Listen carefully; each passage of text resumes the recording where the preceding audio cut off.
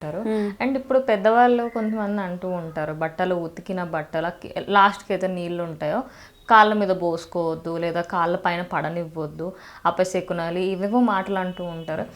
ఇప్పుడు అవునా అట్లా అందులో ఏముంటుంది, మేబీ బ్యాడ్ ఉంటుందేమో, నీళ్ళు కొంచెం వేస్ట్ అంటే అందులో బట్టలు వేస్ట్ పెడతాం కదా, దానివల్ల అనుకున్నాను. కానీ దానికి అపశకునము ఏదో అవుతుంది అని చెప్పేసి అంటారు. అందులో ఏది కరెక్ట్ మేడం, మీరే చెప్పాలి ఇప్పుడు. అంటే పాత రోజుల్లో మామూలుగా స్ట్రైట్గా చెప్తే వినం మనం. వంక గ్లాస్ పగిలిపోతే అటు వెళ్ళకు అంటారు, వెళ్ళకూడదు అంటారు. ఎవరైనా బయటకు వెళ్తున్నాడు గ్లాస్ వెళ్ళొద్దు అంటే ఆ పెంకులు గుచ్చుకుంటాయి ఒకటి. సేమ్ థింగ్ ఏంటంటే బట్టలు కడిగిన వాటర్ కాళ్ళ మీద పోసుకుంటే దరిద్రం అని అంటారు.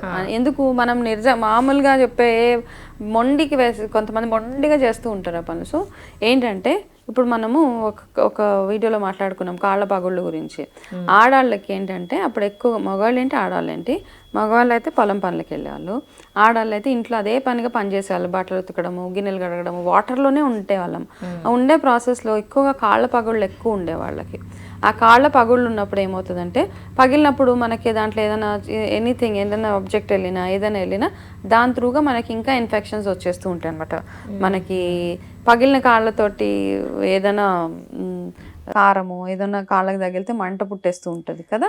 సేమ్ థింగ్ మనం బట్టలు ఎప్పుడు ఉతుకుతాం, మనం మాసిపోయిన బట్టలు, విడిచిన బట్టలు, ఎక్కడెక్కడో తిరిగి వస్తాము, ఆ బట్టల్లో మురికి అంతా పోతూ ఉంటుంది. మనం జాడిచ్చేస్తాం, అందులో కొంచెం సోప్ వేస్తాం కదా, డిటర్జెంట్ వేసేస్తాం. డిటర్జెంట్ వేసి ఉతికేవాళ్ళు. ఆ ఉతికినప్పుడు ఆ ఉతికేసిన తర్వాత ఏమవుతుంది, అది కింద పోస్తే మన కాళ్ళ మీద కింద పారబోసేయాలి. కాళ్ళ మీద పోసుకుంటే ఏమవుతుందంటే కాళ్ళ పగుళ్ళు అవి ఉంటాయి కదా, దాని త్రూగా మనకి ఏదైనా ఇన్ఫెక్షన్స్ రావడం, most of the health issues కాళ్ళ పగుళ్ళు ఉన్నప్పుడు కూడా మనకేంటంటే, ఒకటి వెదర్ కండిషన్స్ వల్ల కాళ్ళు పగులుతాయి, రెండోది ఎవరికైతే ఎక్కువగా అతిగా కాళ్ళు పగులుతున్నాయో మనం ఆయుర్వేదాల్లో వాత పిత్త కఫ 3 దోషాలు ఉంటాయన్నమాట. సో ఏదైనా ఒక దోషము మనకి హైలైట్ ఎక్కువ అవుతుంది, దానితోటి మీకు ఈ ప్రాబ్లం వస్తుందని అర్థం చేసుకోవడానికి అది.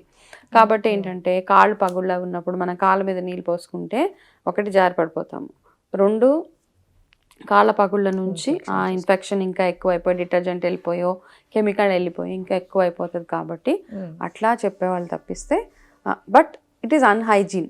బేసిక్గా నన్ను అడిగితే ఇట్ ఈస్ అన్హైజీన్, కాబట్టి పోసుకోకపోవడమే మంచిది అనమాట అట్లాంటివి. అందుకని వాళ్ళు మామూలుగా చెప్తే మనం స్ట్రైట్గా ఏది అర్థం కాదు మనకి, ఏదో ఒకటి అపశకనము, దరిద్రము, ఇలా ప్రతి దానికి ఒక సైంటిఫిక్ రీజన్ ఉన్నదన్నమాట. Okay, so for everything there is some meaning to it. Correct madam, వాళ్ళు చెప్పినా కూడా ఆలోచించే చెప్పుంటారు, ఆలోచించే కదా ప్రతిదీ. అంటే వాళ్ళకి మీరు అన్నట్టు ఇందాక అన్నారు కదా, ఎక్స్ప్లెయిన్ చేయడానికి వాళ్ళకి ఎట్లా ఎక్స్ప్లెయిన్ చేయాలని అర్థం కాక we're like now blaming them. వాళ్ళకి కరెక్ట్. ఇప్పుడు ఏంటంటే సైన్స్ క్లియర్ గా మనకు అర్థం అవుతుంది కదా ఏంటి ఎందుకు అన్నది. సో అర్థం వేలాగా ఎక్స్ప్లెయిన్ చేస్తున్నాం కాబట్టి ఓకే, దే అండర్స్టూడ్. ఓకే, మనం ఈ జోలికి వెళ్ళకూడదు, ఈ పనులు చేయకూడదు, అంతే. ఓకే.